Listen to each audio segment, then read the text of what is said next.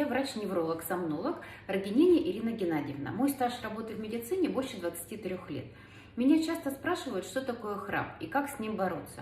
Храп – это звуковой феномен, который, как правило, возникает при расслаблении мышц.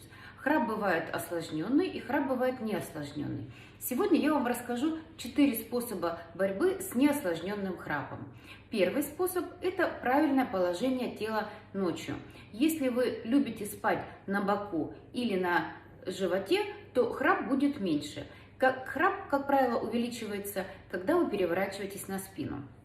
Второе. Если у вас избыточная масса тела, то я вам советую похудеть или сбросить лишние килограммы, поскольку жировые массы, которые откладываются вокруг гортани, они тоже могут способствовать вибрации мягких тканей и появлению храпа. Третье. Делать зарядку, но не обычную зарядку, а желательно либо петь, да, можно в ванне, в душе петь перед сном, либо тренировать мышцы гортани, есть специальное упражнение.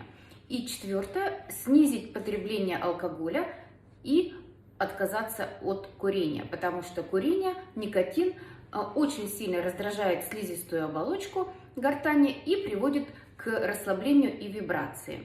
Ну и, наконец, если ваши родственники замечают, что у вас есть и остановки дыхания во сне, вы как будто не дышите и замираете, то мой вам совет, конечно же, пройти диагностику у сомнолога, поскольку вот этот храп уже опасен для вашего здоровья.